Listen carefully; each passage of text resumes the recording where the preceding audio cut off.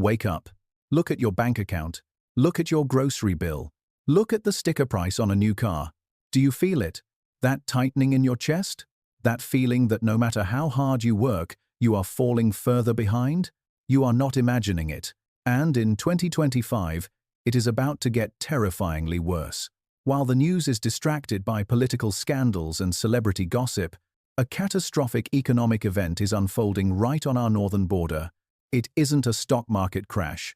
It isn't a housing bubble popping. It is the deliberate destruction of the North American supply chain. The United States and Canada, two economies that have been married for 30 years, are getting a divorce. And, like any messy divorce, it is going to cost you everything. We are watching the death of the USMCA.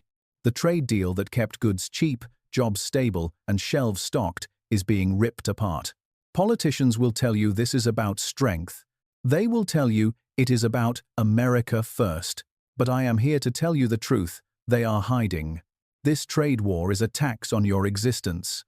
It is a guarantee that the middle class will be hollowed out. In this video, we are going to bypass the political rhetoric and look at the raw math.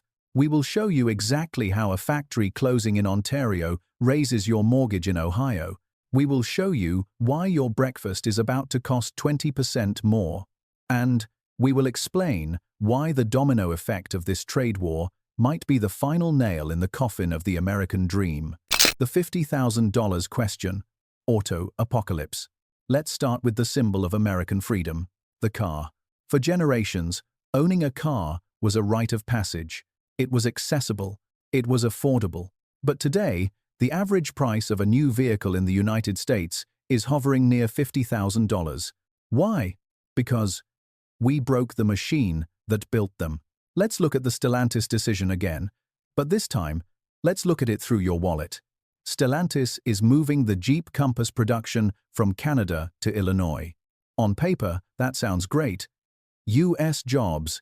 But here is the economics lesson that Washington ignores. That factory in Illinois is not an island. It needs steel.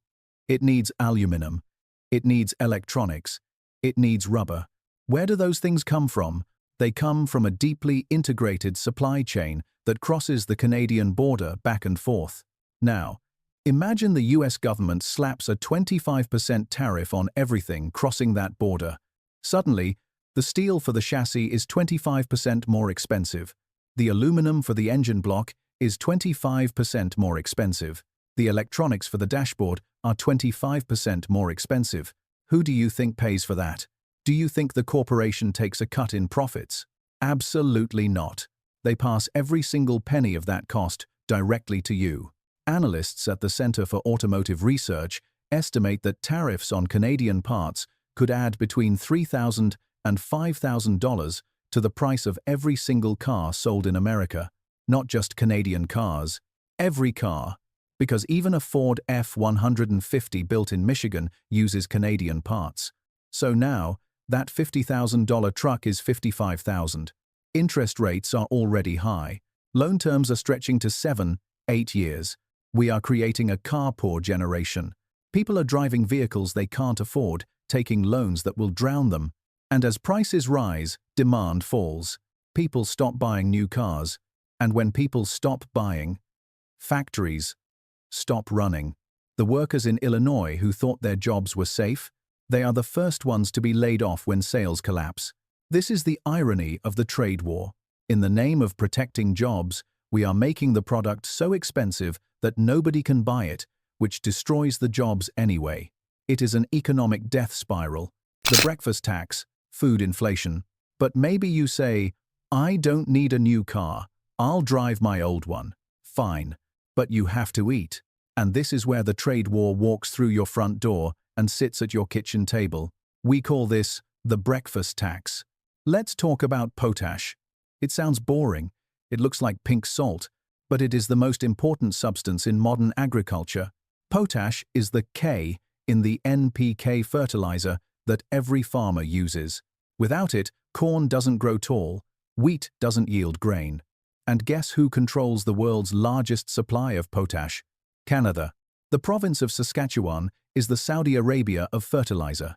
American farmers in the Midwest rely on Canadian fertilizer to grow the food that ends up on your plate. Now, enter the trade war. If Canada retaliates against US tariffs, they have a nuclear option. They can restrict fertilizer exports, or they can tax them. Imagine you are a corn farmer in Iowa. Your profit margins are razor thin. Suddenly, your fertilizer cost jumps by 30%. You have two choices: go bankrupt, or raise the price of corn. And since corn is in everything from soda to animal feed, the price of everything goes up. The cattle that eat the corn get more expensive, so beef prices rise. The chickens that eat the feed get more expensive, so egg prices rise. This isn't luxury inflation. This is survival inflation. We are talking about milk, bread, meat, and vegetables. In 2025, families are already stretching their budgets to the breaking point. Credit card debt is at an all-time high. Savings rates are at an all-time low. A 20% jump in grocery bills isn't just an annoyance. For millions of middle-class families, it is a catastrophe. It means choosing between quality food and paying the electric bill. It means cutting back on essentials. This is the hidden violence of a trade war. It doesn't drop bombs on cities. It drops bombs on family budgets. The shelter crisis. If you can't afford a car and food is getting expensive, at least you have a roof over your head, right? Well, the trade war is coming for that too. Let's talk about lumber. Wood. The skeleton of the American home. The United States does not produce enough softwood lumber to build its own houses. We are dependent on Canadian timber. For years, the US and Canada have fought over lumber tariffs. But in a full-blown trade war, this conflict explodes. If tariffs on Canadian lumber spike to 25 or 30%, the cost of building a new home in America jumps by thousands of dollars overnight. The National Association of Home Builders has warned about this for years. Every time tariffs go up, housing affordability goes down. We are already in a housing crisis. Young families are locked out of the market. Rents are sky high. There is a shortage of inventory. By starting a trade war with our lumber supplier, we are pouring gasoline on the fire. Builders will slow down construction because costs are too high. Supply will shrink even further, and prices will stay stubbornly high. This attacks the very foundation of the middle class. Homeownership was the primary way Americans built wealth. It was the nest egg. It was the retirement plan.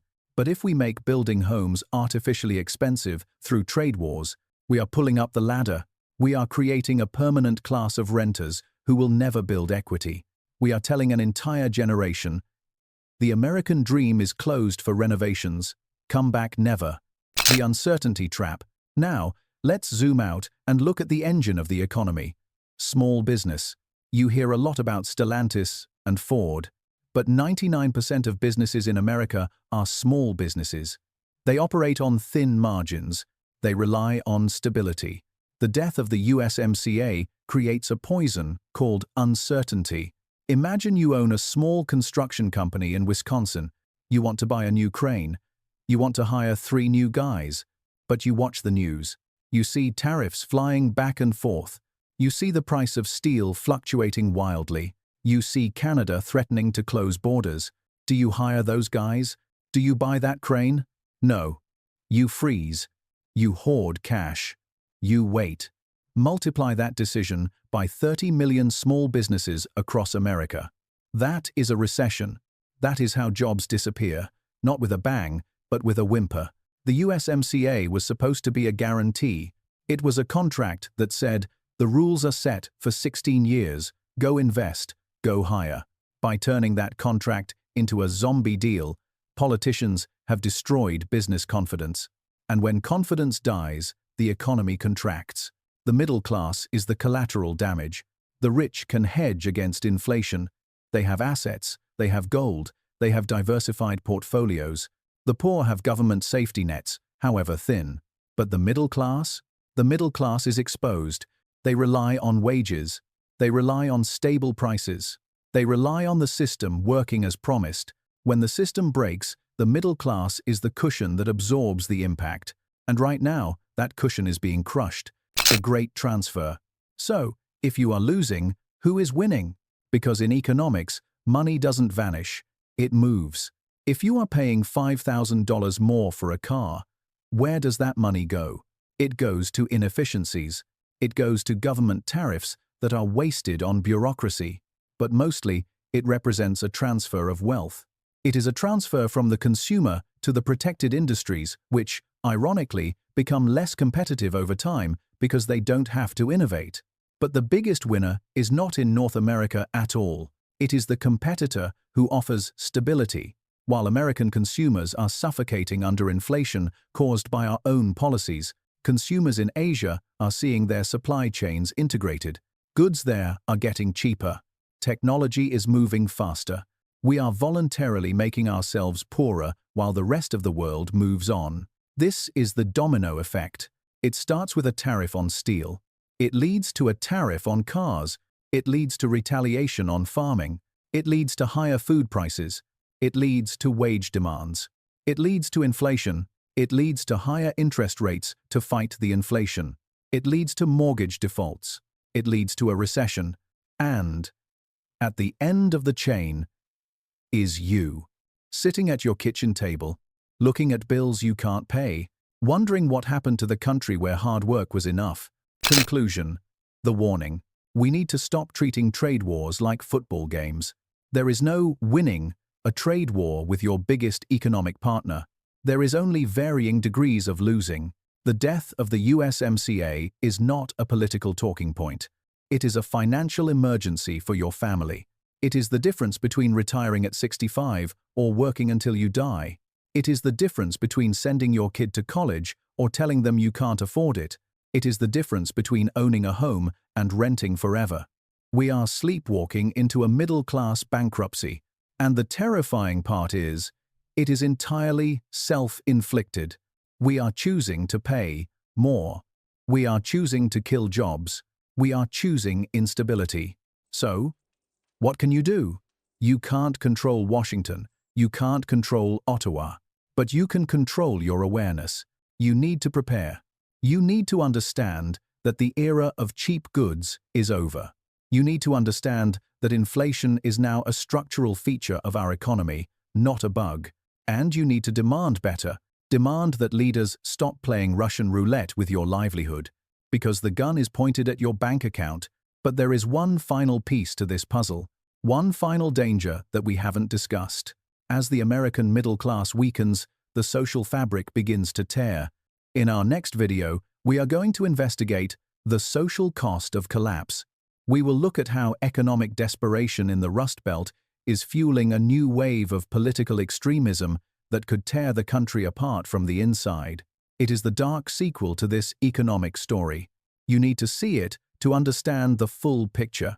Click the link on your screen right now. Don't look away. I'll see you there.